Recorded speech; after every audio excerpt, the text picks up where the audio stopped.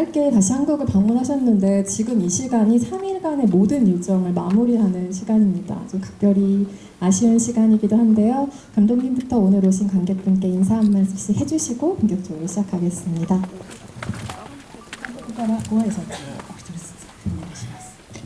皆さんこんにちは。ハッピーエンド感動空ネオ입니다。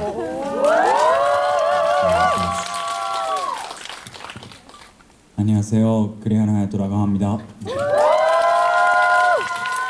안녕하세요. 히다카 유키토입니다.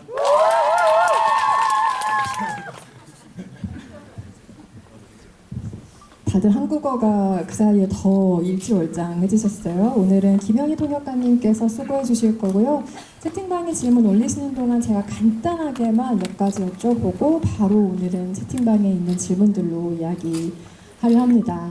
이 영화 속의 친구들의 헤어짐이 여러분의 그동안의 마음과 좀 비슷하겠다라는 생각을 했어요. 그러니까 이 5명이 헤어진 이후에 서로를 어떤 식으로든 생각하면서 생활을 계속 영위할 거라는 상상을 하게 하는 영화잖아요. 그래서 해피엔드가 개봉한 이후에 그간 여러분의 마음에 어느 정도 마음의 크기로 자리하고 있었는지 여쭤보고 싶어요. 뭐 어떤 때는 하루 종일 이 영화만 생각할 때도 있었을 것이고, 시간이 지나면서 뭐 가끔 떠올리거나 뭐 자기 전에 생각하거나 이런 식으로 각자가 생각하는 그 마음의 크기가 어떻게 좀 달라졌을까요? 마음 안에 영화의 위치가 어떻게 달라졌을까요?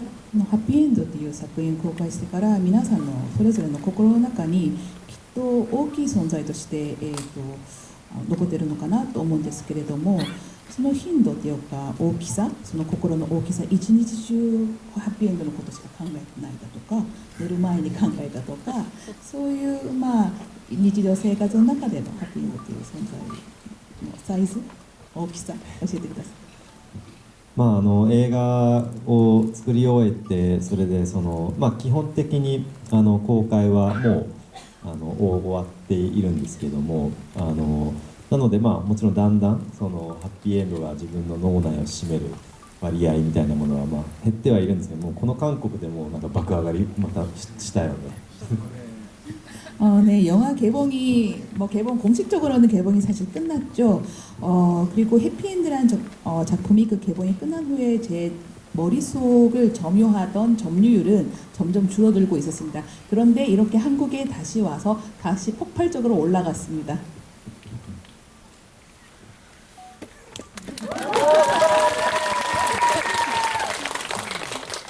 やっぱそうですね、僕の中でも絶対に消えないものですごい大きな存在ですね、ハッピーエンドは。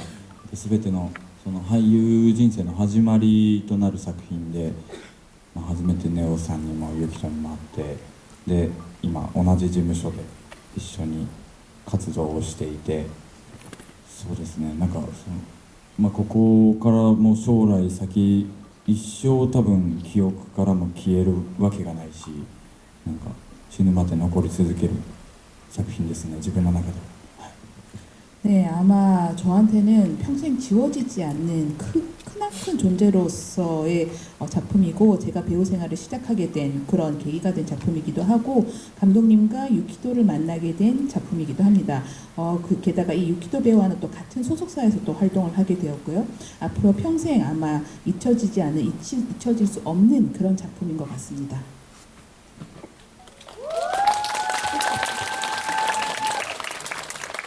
僕は隼人も言った通り俳優を始めたきっかけでもあり、隼人と出会ったきっかけ、ネオさんと出会ったきっかけでもあるんで、なんか全ての始まりのような気がするんで、この活動をしている以上、でも生きている以上はもう忘れることはないのかなと、一日一回思い出してんじゃないかな、思い出してる、一日一回、なんかそうある、脳みその裏になんかついてる感じ。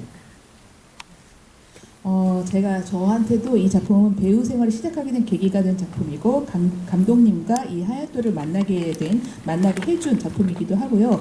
아마 제가 이 직업을 갖고 있는 이상 살아있는 한 이 작품은 절대 잊혀질 수 없는 작품인 것 같고, 하루에 한 번 정도는 꼭 떠올리지 않는 작품이 아닌가 했더니 옆에서 하야토 배우님이 계속 머릿속에 속에 들어있는 작품이다라고 해주셨고, 유키도님이 그 머릿속 내 어딘가 뒤쪽에 계속 붙어 있는 작품이다라고 말씀해 주셨습니다.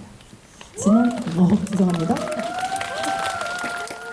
지난해 개봉했을 때 이 팀을 만나고 나서 일본으로 돌아간 직후부터 계속 후회하던 게 있었어요. 아, 이걸 물어볼 걸. 근데 이런 기회가 또 생길지 몰랐는데 이 영화에 두 번의 정지의 순간이 등장하잖아요. 잊을 수 없는 마지막 장면에 한번 정지가 등장을 하고 중간 해피엔드라는 타이틀 로고가 뜰 때 5명이 쭉 달려가는 모습으로 잠시 정지되는 그 두 번의 스탑이 정지가 되는 화면이 등장하는데 그때 감독님께 여쭤봤을 때 마지막 장면의 정지를 처음부터 생각하셨던 게 아니라 편집실에서 좀 이런저런 장치들을 해보다가 여기서 한번 정지를 해볼까 하는 순간적인 아이디어로 탄생한 장면이라는 이야기를 들었어요. 첫 장면에서 나왔던 그 정지가 어느 정도 영향을 미쳤던 것인지가 나중에 뒤늦게 좀 궁금해지는 질문이었습니다. 5명의 정지와 2명이 헤어지는 순간의 정지가 좀 의미가 남다르기도 하죠. 그래서 관련해서 감독님께 여쭤보겠습니다. 監督に質問です。この映画には、2回のストップシーン、停止シーンがあるんですけど、最後のシーンとあとタイトルロゴが出てる5人が走っていくシーンあるじゃないですか。で、最後のシーンは最初の段階から考えたわけじゃなくて編集中にいろいろアイデアとして出てきたものだと聞いております。それってタイトルロゴのシーンがタイトルロゴのシーンが最後のシーンにある程度影響したのでしょうか。なんかそれいや逆ですね。エンディングを考えるにあたって、いろいろ試行錯誤していました。実はエンディングの後に本当は一つシーンがあったんですけれども、でそれはバラしてしまうとユータが、エンディングのシーンでこれからアパートを見に行くんだよねっていうふうに言うんですけれども、実際そのアパートを見に行ってで窓の外を見ていると、ちょっと地震らしき振動が始まるというような、エンディングだったんですけれども、なんかそれだとちょっとユータ寄りの映画になりすぎちゃうかなっていう気がして、それを切ったんですね。で、歩道橋のシーンで終わりたいっていうふうに考えたんですけれども、最初はストップシーンがなくて、それで編集中にままこう2人が別れていくだけだとちょっとこうなんでしょうね、なんか象徴的すぎるというか感じがして、それで、いろいろ考えた結果ああいうふうになったんですけれども、そうするとそのストップシーンっていう、映画的言語、映画編集の手法みたいなものをなんかもう一回やっぱり映画の中どこかに入れておきたいなっていうふうに思って、そうすることによってやっぱりそのストップモーション、ストップシーンが起こる可能性みたいなものを映画の、DNA の中に入れ込むことによって、エンディングがより引き立つんじゃないかなというふうに思って、それで最初のタイトルシーンにしたという感じです。 사실 그 반대입니다. 사실은 처음 이제 라스트 엔딩 씬을 생각할 때 여러 번의 시행착오가 있었고, 사실은 그 뒤에 씬을 하나 더 찍었었습니다. 원래 있었던 씬인데 극 중에서는 사용하지 않았던 씬입니다만, 그 극 중 마지막 씬 뒤에 유타가 방을 구하러 직접 이제 방을 구하러 가서 창밖을 바라보는 장면, 그리고 창밖을 바라보고 있는데 약간 지진이 일어나는 듯한 그런 느낌의 씬을 찍었는데, 그렇게 되면 너무 유타에게 치우친 영화가 되지 않을까 해서 그 씬을 삭제를 하게 되었고, 육교에서 처음에는 정지 씬을 스톱모션을 넣어야 되겠다는 생각은 없었습니다만 여러 가지 편집을 하면서 아이디어가 나와서 그렇게 이제 스톱모션을 넣게 되었고, 사실은 이 정지 씬이라는 편집 기법 중에 하나를 극 중에 또 한 번 넣고 싶다는 생각이 들었습니다. 그래서 그 스톱모션 넣을 만한 곳을 이리저리 찾다 보니 그 5명이 달려가는 장면이 가장 거기에 넣으면 엔딩이 가장 돋보이지 않을까 해서 넣게 되었습니다. 네, 이게 영화가 마음을 굉장히 뒤흔드는 작품이기도 하고 또 영화를 다시 보신 분들에게는 1년 만의 만남이라 채팅방의 질문들이 지금 상당히 촉촉합니다. 분위기 자체가 그런데요. 이 촉촉한 질문들 가운데 가장 먼저 제 눈에 띈 이 질문으로 먼저 시작하겠습니다. 아마 히다카 배우의 헤어스타일이 변하지 않았기 때문에 나온 질문인 것 같은데요. 히다카 배우님 머리 그러니까 머리를 정리하시는 주기가 궁금하다는 간단하게 대답해 주실 수 있겠죠? 네. 日高さん、髪型が変わってないんですけれども、なんか髪の毛をこう散髪とかこうなんか切るとか、そういうなんかどれぐらいの頻度でやるんですか？そんな 그런 질문을 하나요? 그 셀프로 일주일에 한 번 정도?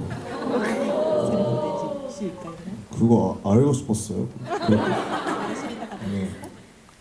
근데 슬슬 그 길게 하고 싶게 응? 길게 하고 싶다고 생각하고 있으니까 네. 기대해 주세요. したいと思ってるので楽しみに。 네, 멋있을 것 같아요. 네, 놀랍게도 가장 많은 반응을 얻은 질문이었다는 점 추가로 この質問 말씀드리고요. が一番反応多かった質問でした。 시간 관계상 이 질문은 쿠리아라이토 배우께만 질문을 드릴게요. 각각 세 분께 다 질문 주셨는데요. 시간 관계상 한 분으로 압축하도록 하겠습니다. 영화 촬영 장면에서나 아니면 개인의 인생에서나 영화의 오프닝과 엔딩 장면처럼 멈추고 싶었던 순간이 있었는지 궁금하다는 질문 주셨습니다. 栗原さんに質問します。撮影の場面でも人生の場面でも、オープニングとかエンディングにストップモーションが出るんですけれども、自分の人生でストップモーション入れがあるといいなと思った瞬間ってありますか？なんか質問の差すごく 질문 레벨이 너무 다르지 않나요? これいきなり 저만 머리에 대한 질문을 주셨잖아요. 坊主狩る頻度と落差がすごいですね。 너무 그 낙차가 심한 것 같은데요. 人生とそのストップモーションなんだろう、あれはネオさん的にはなんかどういう感覚なんですか？ストップモーションを入れる間の作り方っていうのは。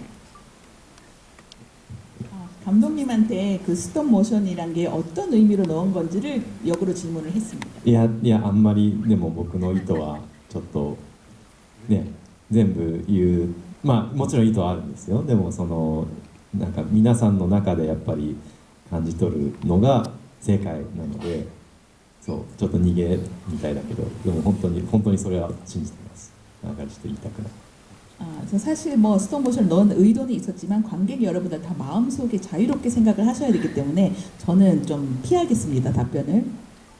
まあ僕なりの捉え方で言うと、まあ、ストップっていう言葉を取って言うとすれば、僕は人生の中にストップを作ったことがないですね。これからも作る気がないです。 그 스톱 모션으로 얘기하면 저는 지금까지 제 인생에서 스톱 모션을 넣은 적도 없고 스탑 모션을 넣고 앞으로도 넣고 싶지 않습니다.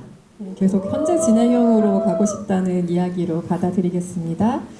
질문의 레벨을 맞추기 위해 이번에는 유키토에게만 이 질문을 質問の 한번 レベルを合わせるためにユキトさんに 영화에서 유타가 사랑해라고 외치는 장면이 있죠. 육교에서 둘이 헤어질 때 그 이야기를 하게 되는데요. 유타가 이야기하는 그 사랑해와 코오가 받아들이는 그 말의 무게는 어떤 차이가 있을까요? 라는 질문이 주셨습니다. ユータが愛してるっていう場面があるんですけれども、そこのユータの愛してるの、重さとコウがその愛してるを受け入れる重さはどういう差がありますか？いや差はないんじゃないですかね。こう多分幼い頃から同じような関係性というか、まあ優太がいたずらする時は優太から始まるし、まあ愛情だったりこうもともとこうまっすぐにね愛情を届けるのがすごく素直な上手な多分子だと思ったので、こうはそれはちょっと不器用だけどそれなりに多分こうなりの愛情表現をしてるからこそ友情関係が続いてると思うので、それが優太がそのそっけない態度をこうが取ったからといってなんか別にそういうわけではなく、なんかそれはそれでなんかお互いがお互い出せる 100% の愛情表現をしているっていうので、まあ、ただの性格的な問題でああいう受け取り方をしてるのかなって思います。 사실 차이는 하나도 없다고 그 무게의 차이는 없다고 생각합니다. 어린 시절부터 늘 함께 해왔던, 그리고 유타가 장난을 치고 애정어린 장난을 치고 그렇게 솔직하게 자신의 마음을 표현하는 아이였고, 코우는 비록 겉으로는 서툴게 보일지는 몰라도 그 받아들임에 있어서 똑같은 무게감으로 받아들였기 때문에 두 사람의 우정이 성립하지 않았나 생각합니다. 겉으로 보이는 태도와는 달리 정말 100% 같은 무게로 받아들였다고 생각합니다. 네, 감동적인 답변이네요. 이 영화를 보면 시절인연이라는 단어가 생각이 납니다. 감독님께서는 이 시절인연이라는 것을 어떻게 평소에 생각하고 계신가요? 라는 질문을 주셨습니다. この映画を見ると、監督に質問です。この映画を見ると、その時のその当時の縁っていうことをよく思い出させるんですけれども、監督はそれについてどう思う？その当時の前に。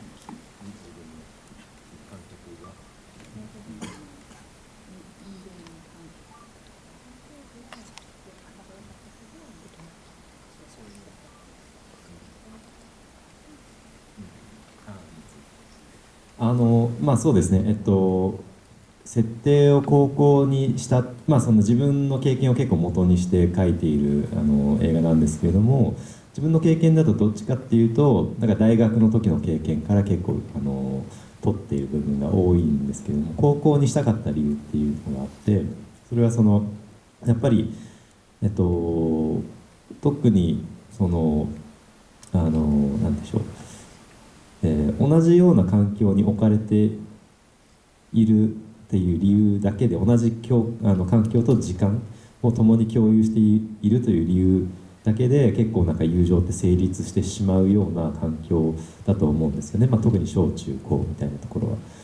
だけどだんだんやっぱり大学とかになっていくと、自分のこう自立した考え方とか思想みたいなものがまあ芽生えてきて、まあ、もちろん高校でも起こる人いると思うんですけど、でそれでその、まあ、友人をなんかどちらかというと選ぶみたいなっていうふうにどんどんなっていくような気が、まあ、ちょっとしていて、まあ、特にこの2人のキャラクターの場合は、本当に幼稚園からずっと一緒っていう設定だから、友人なんだっていう、まあ、ところがちょっと肝で、一緒にこう多くの時間と空間を共有していることによってそれだけでこう友情ができているんだけれども、それでもやっぱり考えの違いっていうのが生まれてきて、そこからやっぱり派生する友情の変化っていうのをまあ主題にしたかったっていう理由がまあすごくあるので、だからまあ、高校っていうふうに設定しました。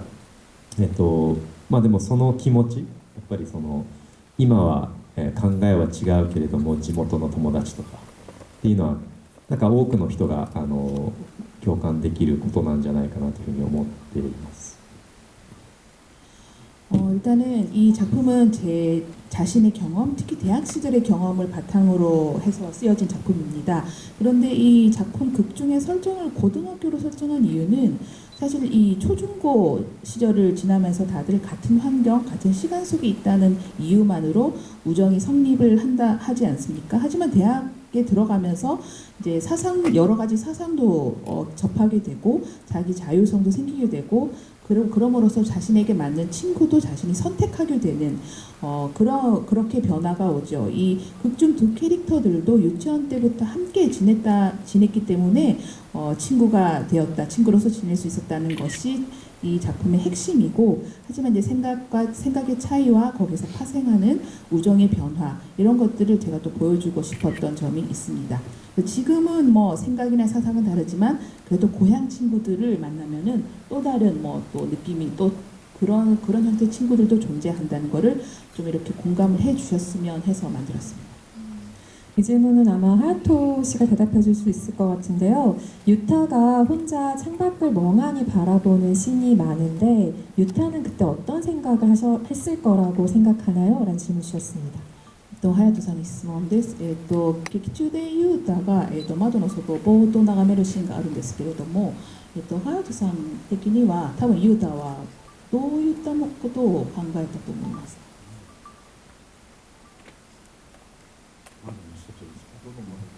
어떤 창문 밖을 바라봤던 장면일까요?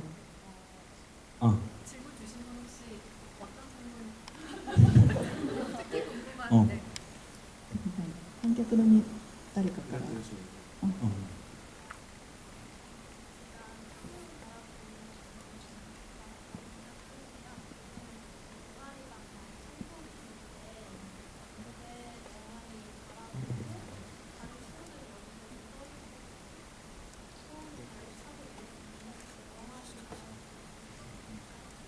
窓の外ぼーっと眺めてるシーン結構あったと思うんですけど、特に掃除後の研究会の部屋のシーンだと思いますけれども、なんか友達がなんかわざわざしてた。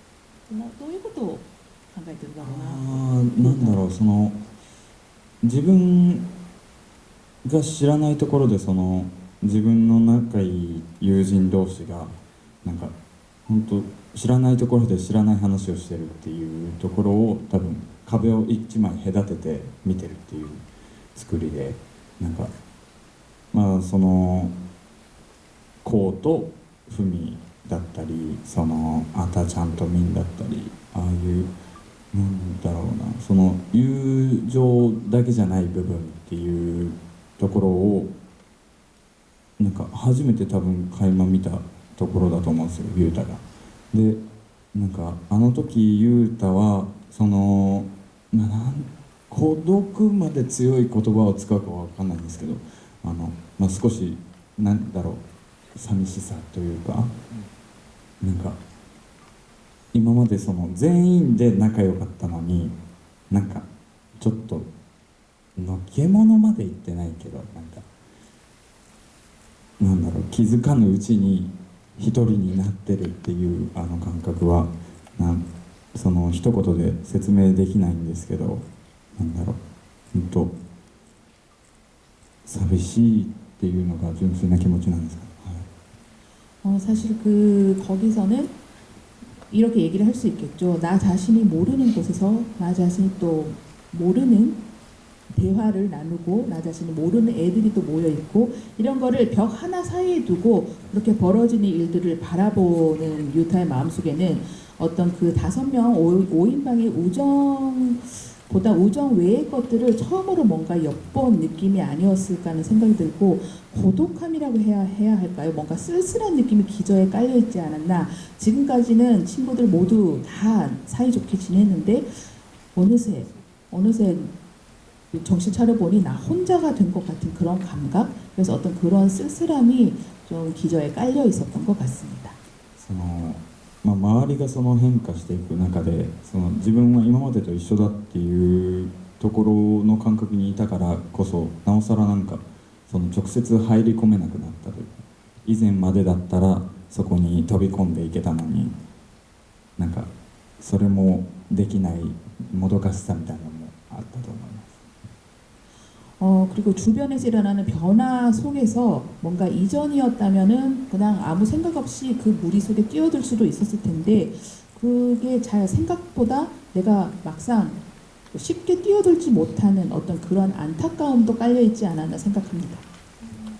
이번에는 유키토 배우에게 질문을 드릴게요. 관객분이 이 해피엔드를 보면서 이 영화는 꼭 친구와 보고 싶다 하면서 생각나는 몇 명의 친구들이 있었대요. 그래서 배우님은 혹시 이렇게 찍은 내 영화 해피엔드를 꼭 소개해주고 같이 보고 싶은 사람이 누구였나요? 라는 질문을 주셨습니다. と観客の皆さん、なんかハッピーエンドを見て思い出す友達もいるし、会いたくなる友達もいるんですけれども、日高さんは一緒に見たいとか、この映画をぜひ紹介したいっていう友達っていますか？ これいるかいないかの 이 친구가 있는지 없는지에 대한 질문인 거죠? 있습니다. 僕はずっと、陸上競技をやってたり、高校時代はこういう仕事とは全く無縁だったので、こう始めるにあたってやっぱりいろんな友達と疎遠になったりとか、こうちょっと冷たい目で見られたりとかっていうのももちろんありました。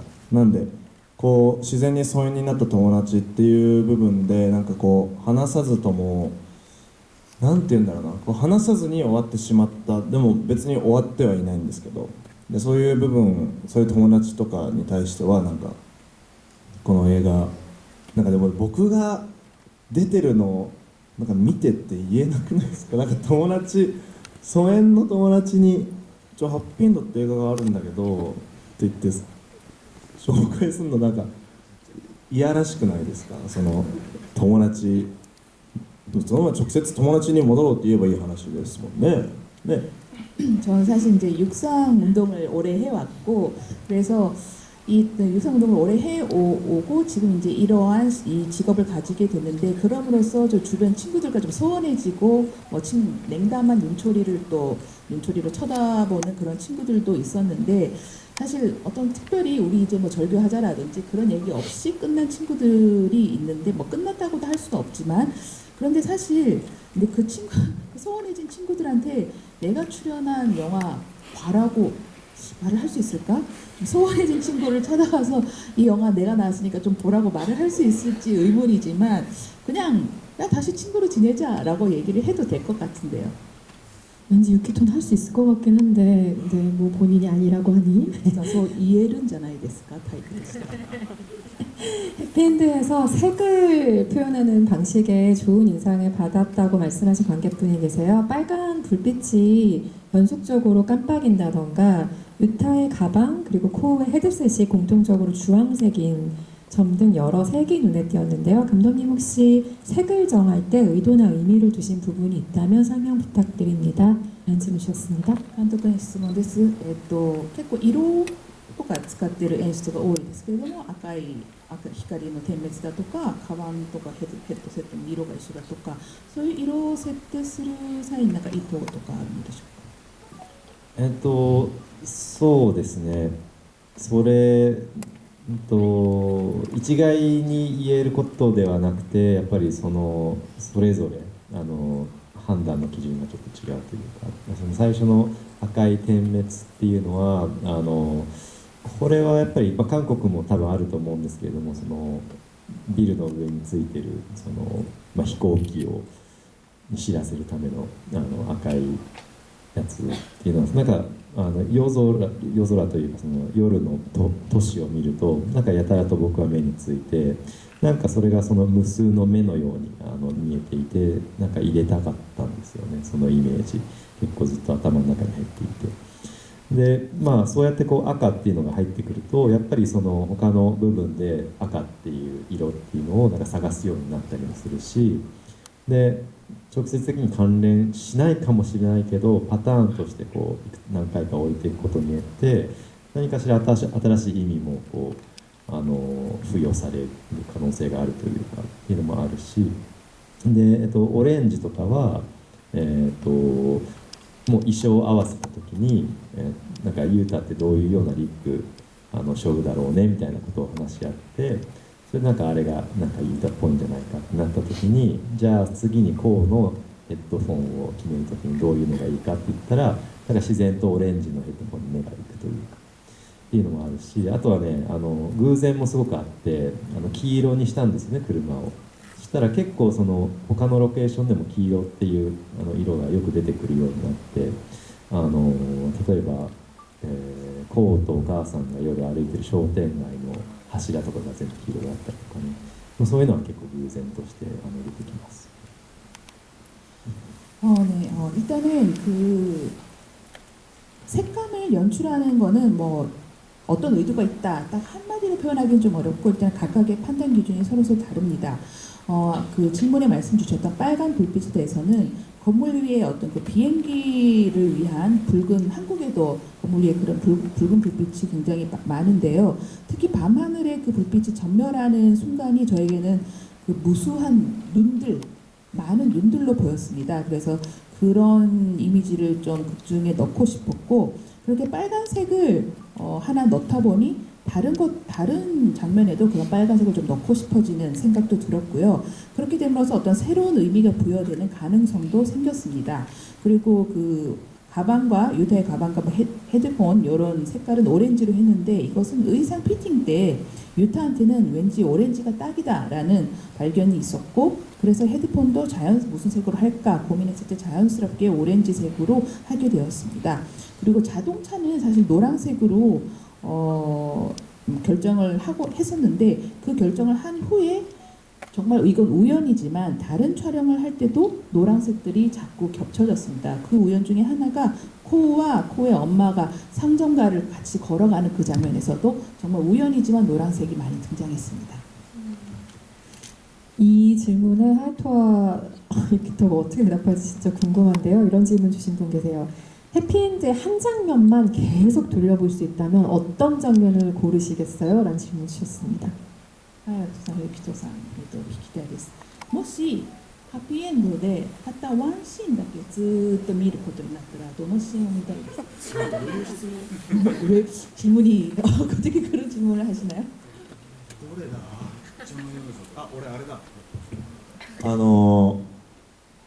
矢作さん校長の側近の平先生役がホームルームホームルームっていうのをずっと見たい。ホームルームホームルームホームルームホームルーム 네, 저는 교장 선생님 그 비서 역할 타이라 선생님이죠. 그 자동차 세우고 나서 홈룸 교실로 돌아가라 한글 자막은 그렇게 나오는데요. 홈룸 계속 외치는 거를 계속 돌려보고 싶습니다. なんか国によって本当に受けるところが違くてツボっていうかでベネツィアではそのホームルームのところをやけに受けてたんですよね。そう平さんがすごい矢作さんがお寿司の時もそうだしすごいあっちではすごい受けてましたね。 사실 이 웃음 포인트가 나라에 따라서 다르잖아요. 근데 특별히 이탈리아 베니스에서는 반응이 그 홈룸 장면에서 반응이 너무 좋아서 그 타이라 선생님 맡은 배우분의 인기가 엄청났습니다.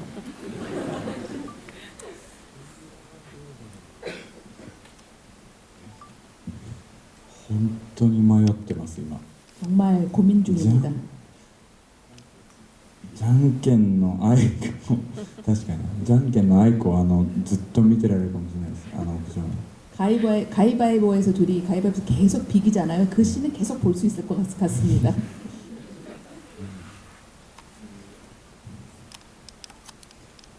감독님께 질문 주신 분 의견을 읽어드릴게요.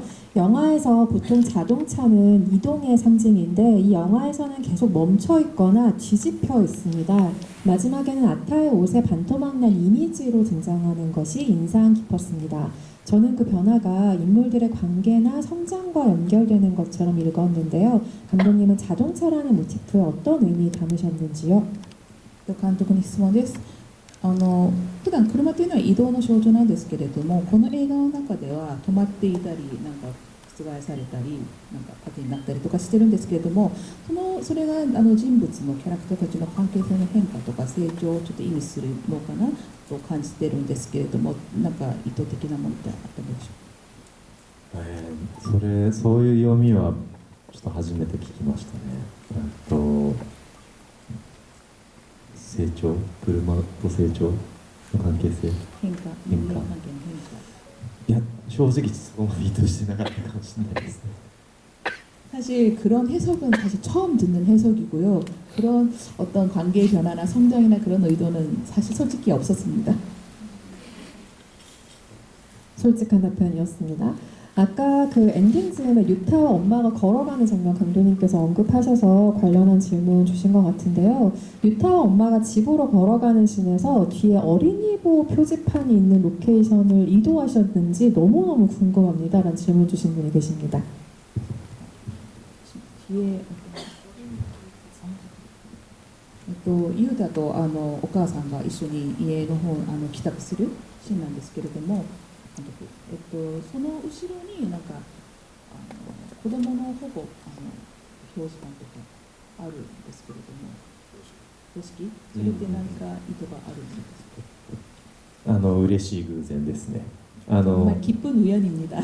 だけどちょっとお気づきかどうかわからないですけれども、あれでしょ、なんかバッグで打たれてるシーンとそれは嬉しい偶然で、もう一つは、これは意図したものなんですけれども、サウンドデザインを聞いていただけると本当に遠くに赤ちゃんが泣いてる声、泣き声を入れていて、まあちょっとユータの心情みたいな、なんか大人でしょって言われてるけど実はまだ子供っていうのを、まあ、そういうところでちょっとだけ入れてるっていうのはあります。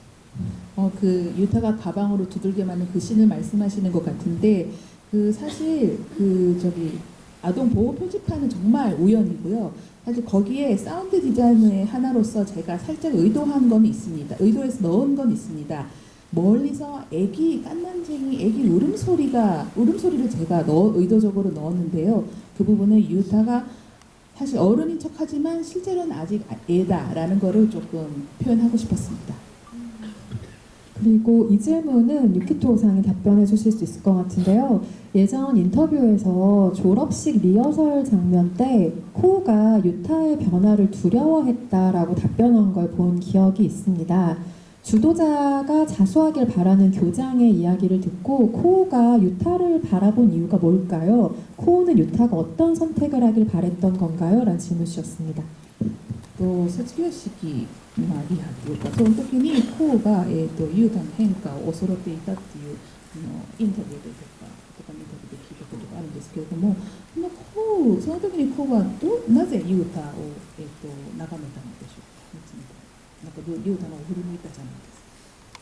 ユータがいたところで、それはどういう心情だったのでしょうか。だから結局こうは僕は大人になれてなかったと思います。なんか将来のことを考えていて、ユータになんか人って変わるんだよとか言ってはいたものの、実は一番自分が何も変わってなくて、ただずっとユータに頼りっぱなしだった。でいざユータが変わるってなった時に自分は変わってなかったっていうのを気づいて、ちょっと変わったことに対して後悔じゃないけどどうすればよかったのかなっていう心情になったのかなって。で振り返った時は本当に今言った通りで、なんか僕はなんか頼ってる風に思いましたね。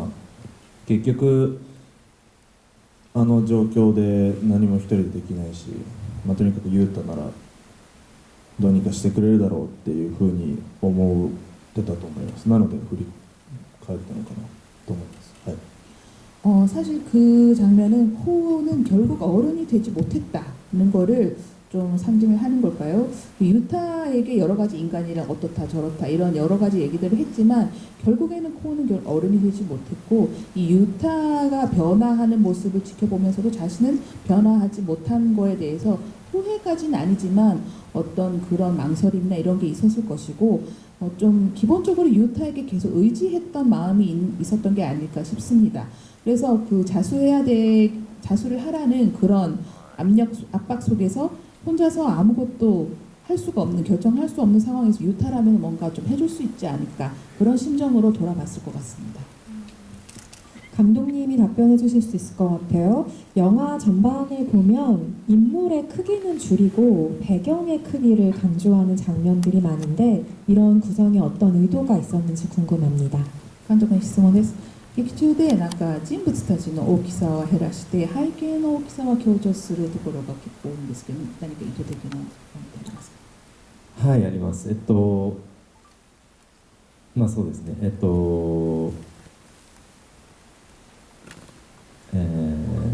一つ物語というか映画でやりたかったことの一つが友情、特にやっぱり若い時って自分の周りのことしか、世界のことはあんまり見えてないことが多いので、なんか自分の周り、特に友達との関係、ユータにとって特に友達との関係をなんか世界に投影してしまうみたいなっていうところが結構あると思うんですよね。でなので彼らにとってかけがえのない友情っていうのを本当に大きい出来事だった彼らにとってっていうことを表したかったっていうのは一つあります。で人物と同じぐらいにやっぱり都市と彼らの周りにある社会っていうのが重要なんだっていう意味もあって、そのフォーカスピントっていうのも全部にあるように設計したり、あとはもう一つ理由としては地震がこれから来そうな近未来っていう設定だったので、人物の後ろとか周りにいつ崩れてきてもおかしくない建造物がたくさんあるっていう状態っていうのもなんかずっとフレームの中に置いてあるっていう状態を作りたかったというのがあります。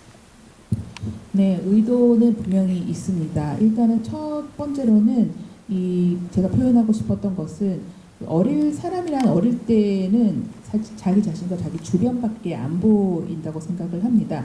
특히 유타는 친구 관계에 모든 자신의 세계관을 다 투영을 한 인물이고, 그리고 그럼으로써 우정과 관련해서 너무나 큰 사건들이 본인한테는 우정과 관련한 그런 변화들이 자신한테 너무나 큰 사건으로 느껴지기 때문에 그런 점을 좀 표현을 하고 싶었고, 그리고 두 번째로는 그 인물들을 둘러싼 사회적인 어떤 분위기나 환경도 중요하다고 생각을 해서 포커스나 핀트를 다 그런 점에 맞추어서 설정을 했고요.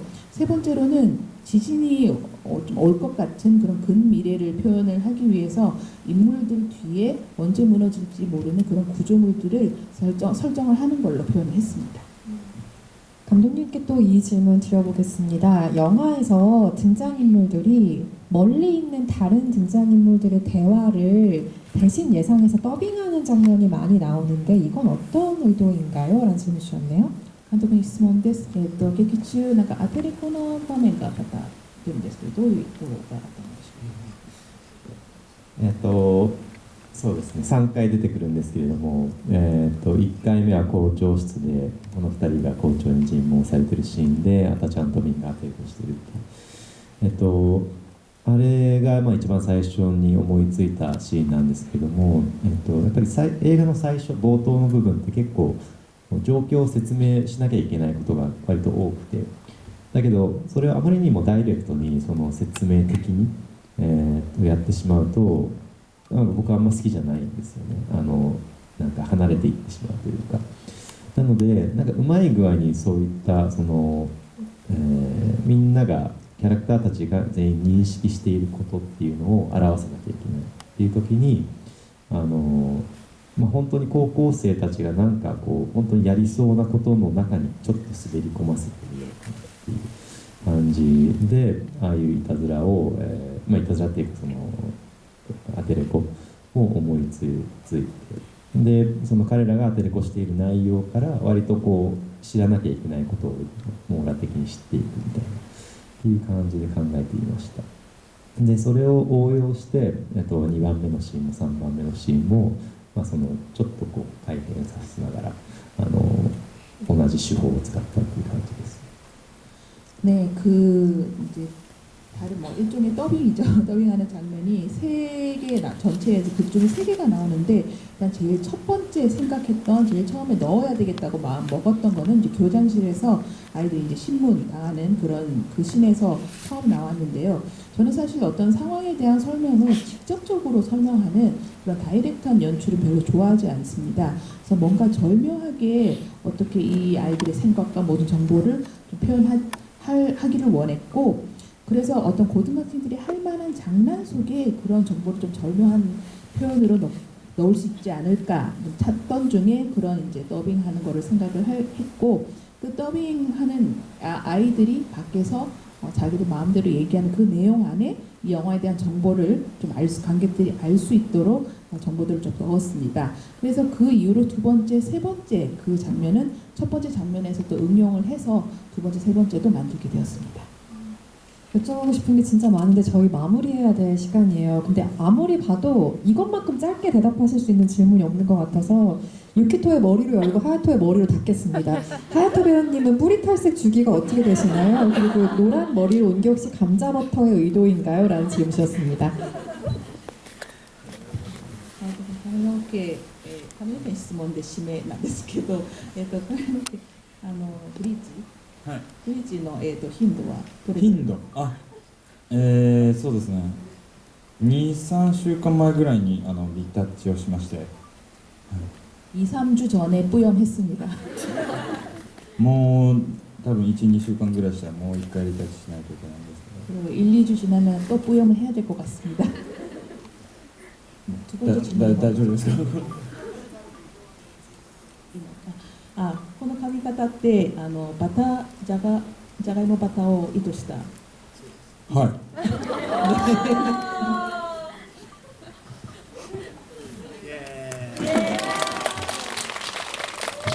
시간 관계상 자리 마무리하겠습니다. 너무 아쉬운데요. 네. 거꾸로 올라오면 상대팀 사람 내주시죠. 네. 最後のご挨拶、締めのご挨拶をお願いします。 네, 이거가 진짜 마지막 무대 인사 Q&A 이었는데요. 이번도 많은 사람이 해피엔드를 사랑해줘서 우리는 너무 행복하고 네, 앞으로도 더 한국에 가고 싶게 됐어요. 정말 네, 여러분 팬들을 좀 사랑하고 있습니다. 감사합니다. 最後の Q&A ですけど、たくさん愛してくれてとても幸せです。これからも韓国に行きたいです。ファンの皆さん愛してます。